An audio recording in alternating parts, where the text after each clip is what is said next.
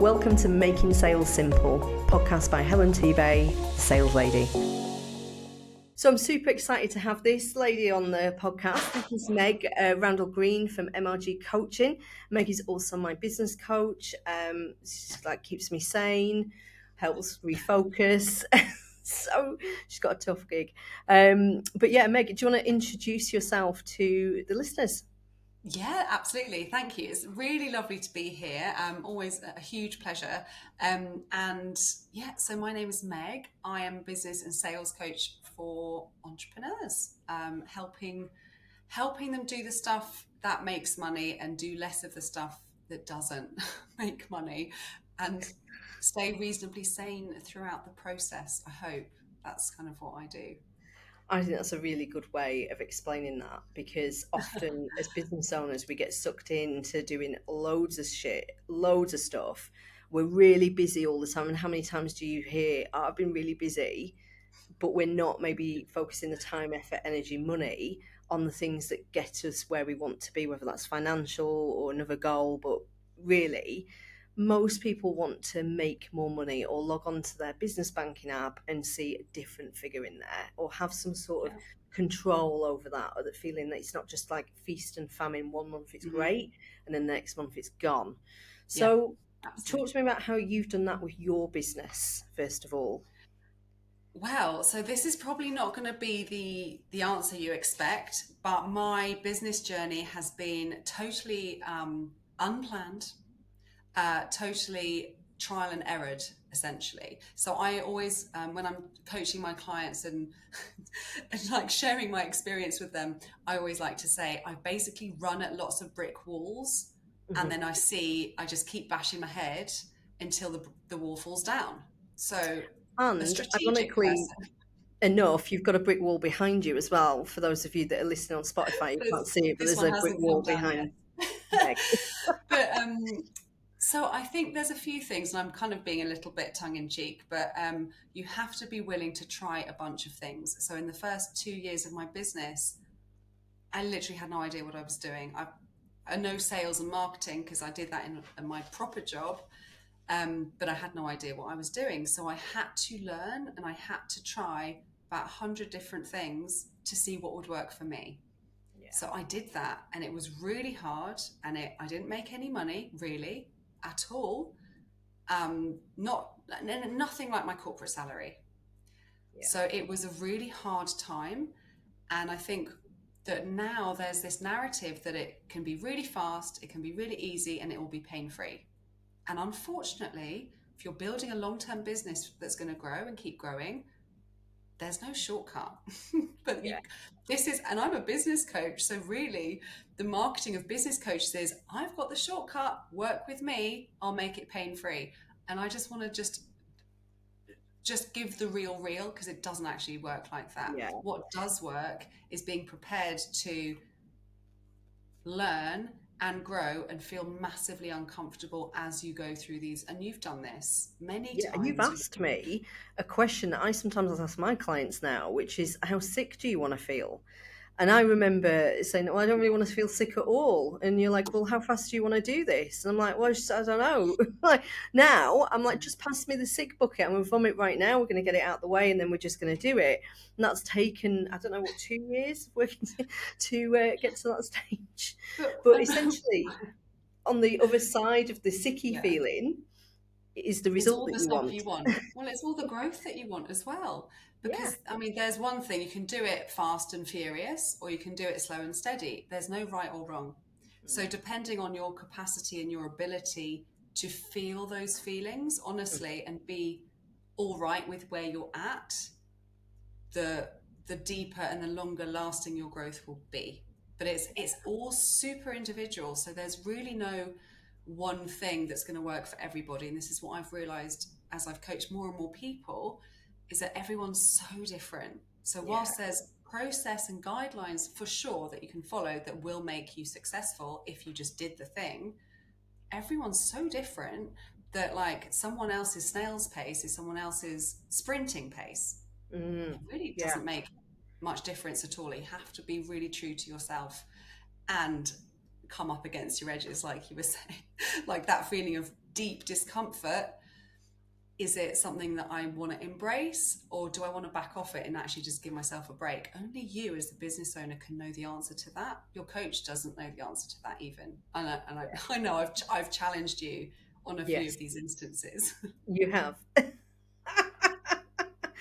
Yeah, and it's a really good point because our brains go sideways. And I remember saying to you, and I'm sure my listeners have done this, but like, yeah, but so and so's doing that. Yeah, but that business owner, they're doing that. They've just set their website up. Shit, I need a website. Oh my God, I haven't got a Yeah, website.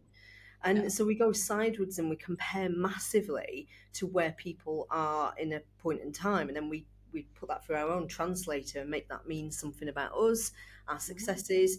One of the Yeah. things that I really liked about something that you've said before is that how you think about your business matters massively.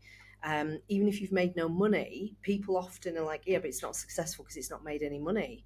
I mean, Christ, it's born. You've given it a name. You've registered it. You've left work. I mean, these are huge successes. You're having really good conversations. You're starting to craft your offer. These are all huge successes. And I often find at the very beginning when you're making your first money, people are very like, oh, don't ask me how business is going because like I don't want to have to say I haven't made any money yet. When actually it's gone freaking amazingly because it exists.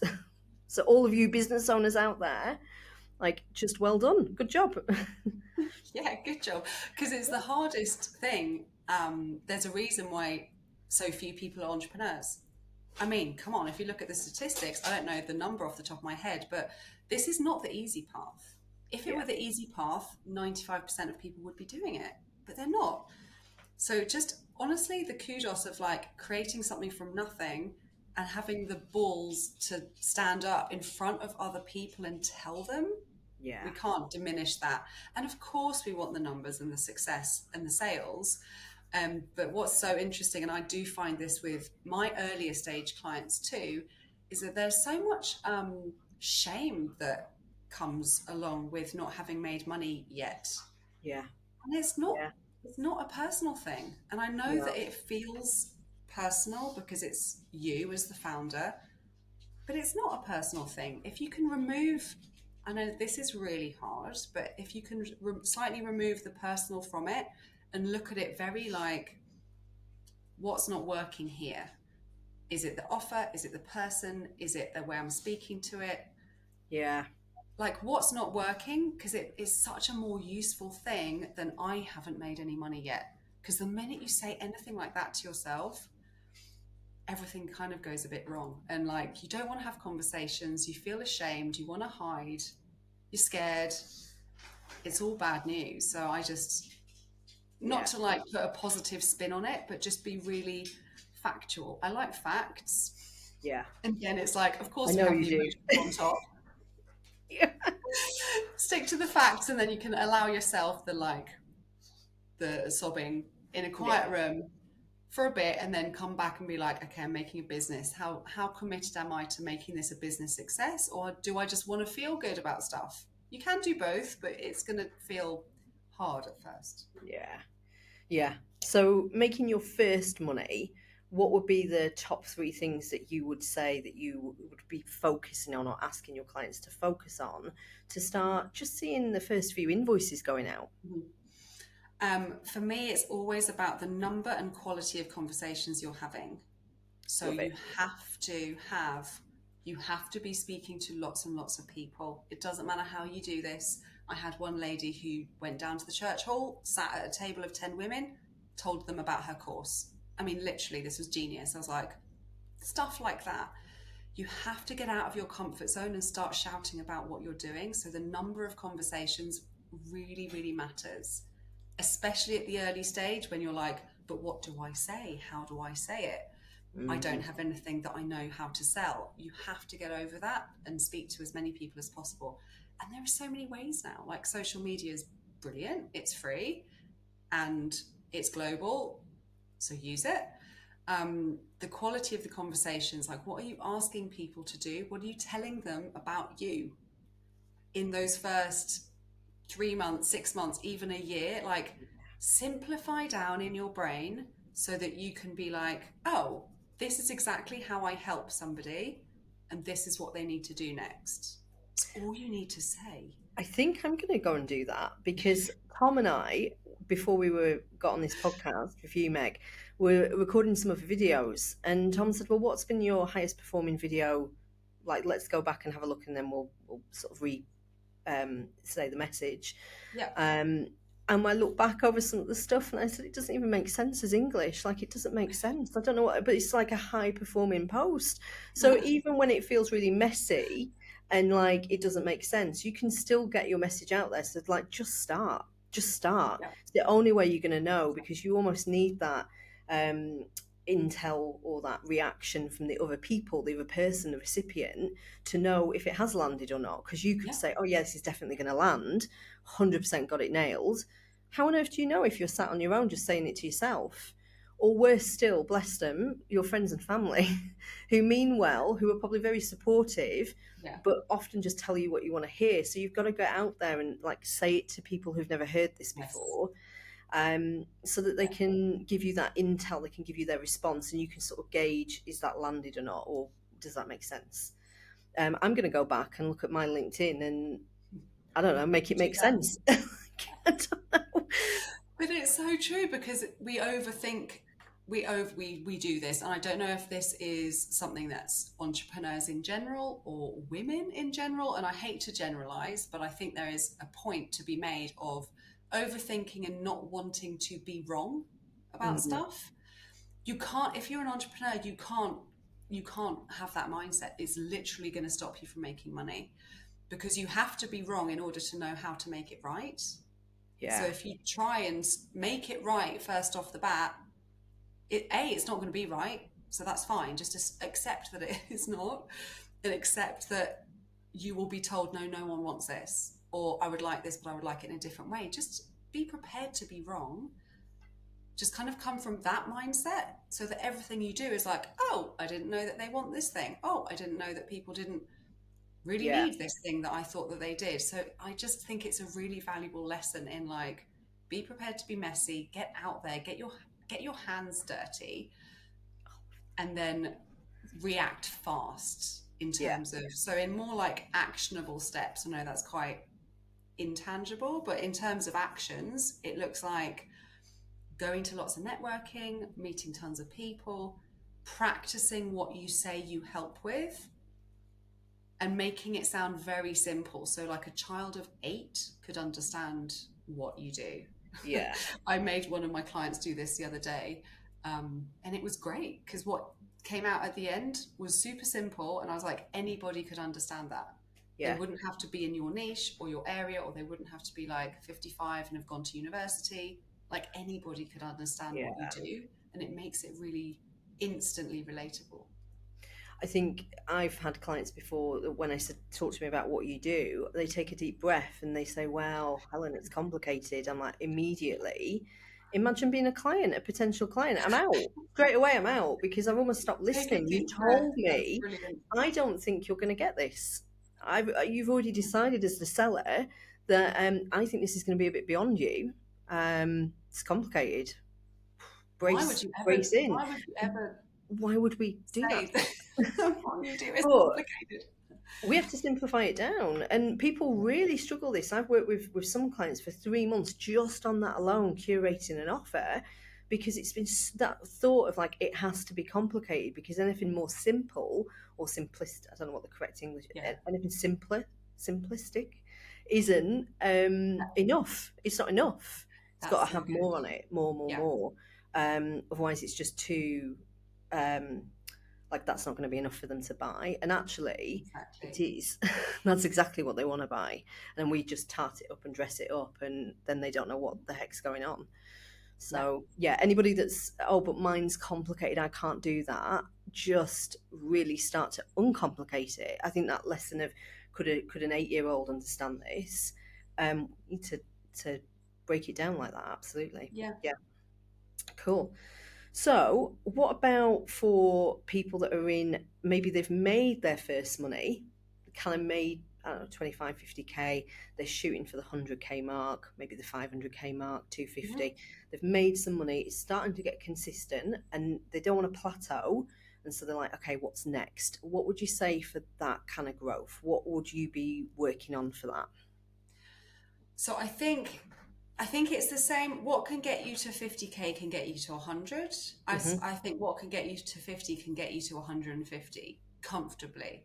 Yeah, Sometimes even 200 if you have the right structure in place and if you have the right pricing in place.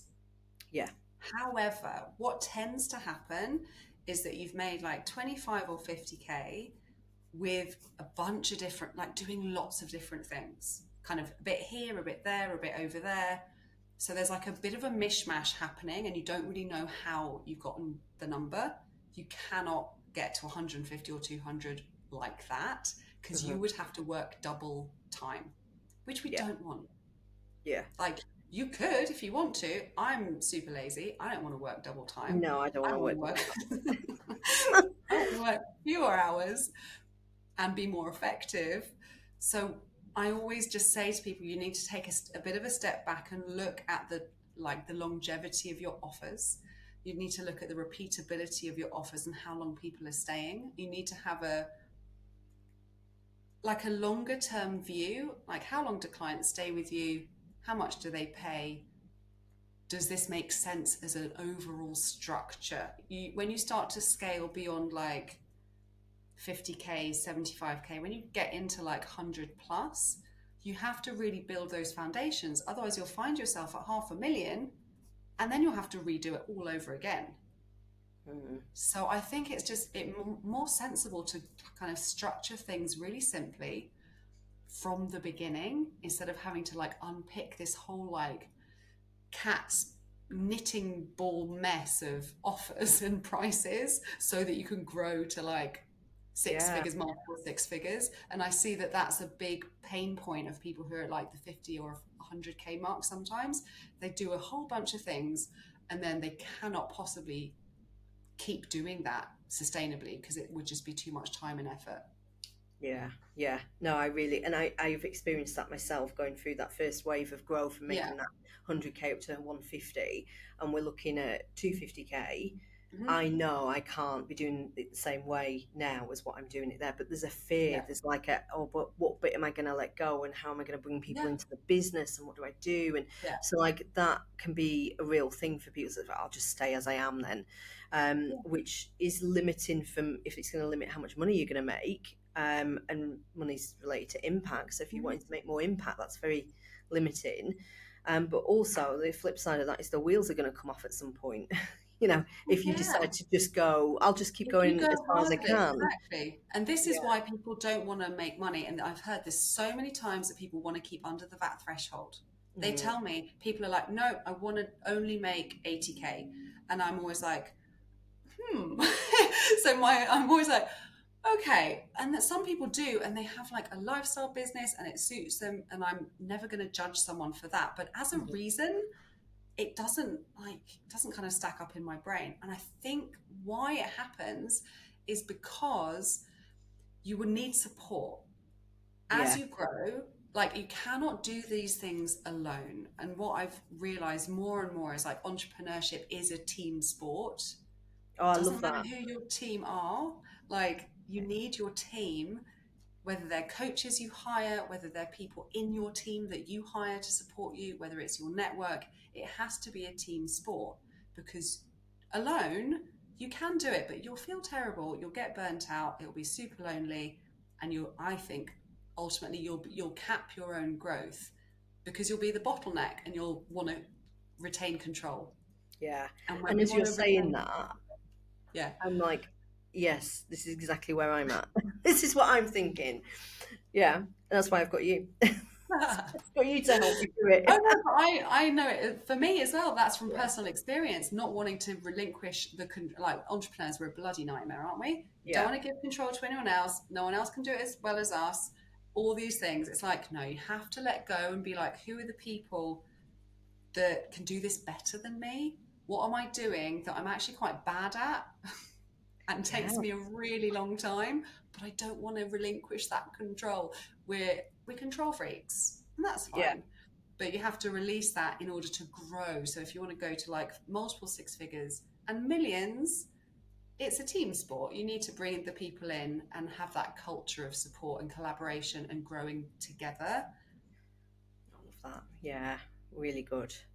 This is fantastic, Meg. So, just to summarise, when you're wanting to make more money in the early stages, it's all about the number and the quality of conversations that you're having, the content, practicing what you do, how you help people, the results it gives them, getting that intel and that response back, just doing that over and over again, getting really good at it, really crafting that, being okay and being prepared to get it wrong quite a few times before you start getting Yeah. some traction. When you're moving towards earning more money and you're earning that next level figure, whatever that is for you, 150K onwards, it becomes more about structure, longevity, and like how people pay, how long they engage with you, what's like the kind of how long do they stay with you, what's the next step after they finish that bit. So it's like a value proposition almost that starts getting developed, and it's Mhm. really focused and streamlined. And then we need support, and we need to have a team, and we need to start evaluating ourselves, which we're really not good at, are we? What are you really bad at? What do you not do? That's Yeah. great. Who does that better than you? Yeah. It's a really great question, but it's also quite a difficult question. When you said that, immediately I bristled inside. I was like, well, I want to answer that. I feel like I'm pretty good at it. But there's stuff that I am not great at Of doing. course. Yeah, and Yeah. it's such a strength in entrepreneurs, particularly to really embrace that and be like, this Mm. is the stuff I love, this is the stuff I'm great at, and this is the stuff that honestly someone else could really be great at, and they would be so complimentary to me. And in fact, they would grow me and I would grow them. It's a Do you really good. know, as you're saying that, I'm looking over in the corner here at Tom. Tom's doing the podcasting for me, and that is Tom. Do you want to say hi, Tom? Because I'm like, hiya. Tom is doing all my graphics. So people have sort of emailed Yeah. me, going, "Oh my god, have you stepped it up? Like this is amazing." And I always say to them, "It's not actually my doing. It's someone else that's helping me because I can't do that. I can't. I'm not. I haven't got the creativity that Tom's got. You know, Tom can look at stuff and go, "That's too many words. Why don't you just say it like this?" I'm like, brilliant. Why don't you make it look like that? Oh, right, Yeah. because it takes me 6 hours and it looks like this and it looks like shit. And so Tom can do what I'm trying to do in a day in like half an hour because Yeah, that's his skill set. It's that's his skill ace. set. That's why I've Yeah, got him with me. it's that Um, leverage, baby. yeah, so Yeah. we've already made the start, and I think sometimes it can go a little bit in our heads like, oh God, well, I'm not ready to give it all to someone else to do. I have to give it all to someone else. Just start with like Mhm. the practice of delegation, the practice of automation or something Yeah, to just take it away from you. It can be just a really small step just to start that practice of that yeah, skill. But that last point of it's a team sport, we need to gain support, we need to be evaluating, critically evaluating for the greater like next leap that we're going to make. It's such a great point. So I love it. Thank you so much. So in about 25 minutes, we've gone through like making the first money to like how you can grow and the things to be focusing on through that curve, that journey, if you will. And I know it's not in or like this great curve. detail or the messy curve, um, but it's a starting point, and that's what I really Yeah, want for my listeners. Is just wherever you are on that journey, there's like those are the areas to be focusing on. If you're yeah, making your first money or you're making that leap to the next phase, you've got a couple of things to go and practice and try. yeah. Yeah. Good. Well, So thank you so much. thank you so much. Have you got any final top tips for us or anything else that you want to share, Meg? Oh, that's a good question. Yeah, I think what has really kind of struck me over and over again as I just spend more time coaching and being with business owners is you've got to be really kind to yourself. And I think that's something that business owners don't do, especially when we think about selling. Hmm. It doesn't really come into the business language of like success, performance, ambition, drive. And it's actually like, yes, and you have to look after yourself first and foremost. And I think that's some of the work that we've done, which has been Yeah. really helpful, and the work I continue to do. But like celebrating yourself, acknowledging yourself, not beating yourself up, not comparing to others. This is a whole mindset thing as well, just to like relax into, I think. Yeah. Whilst you're doing all these hard things, be really nice to yourself. Yeah. Yeah. And I've noticed since I've started doing that and since I've started to put myself first, I've made more money. I've helped more Yeah, people. I've yeah, become clearer at it. yeah, It's got the compound value yeah. of like, oh, I don't know, you can't, it's just unmeasurable compound value. Just helps in every area of life. So yeah, not just business, but everything. So I know putting yourself first when you're up against it seems completely alien. But the other day I had someone that was in a real jam and I said, I can help you at this time or this time. So I'd given them three options. It was urgent. And she was like, I can't do any of them. And I'm like, okay. So the old Helen would have been like, I'll cancel my gym appointment to help you. Yeah, And now I'm like, that stays fixed because that's for me. I have to have that in there. I'm yeah, really sorry. I've tried to help. I've given you three options, and I can't do yeah, it any other way because then I have to like yeah, sacrifice. And absolutely. that's what I was doing for 20 years, and that's why I was burnt out and had bags under my eyes and hair falling out, and like Yeah, it just because I was too in that people pleasing yeah, mode. What turned out is we ended up voice noting something. It worked really well. She had a great meeting and a great outcome. So, like so we're good. still able to help, but just without forgiving the boundaries and the Yeah, parameters that we set. So yeah, a really good point.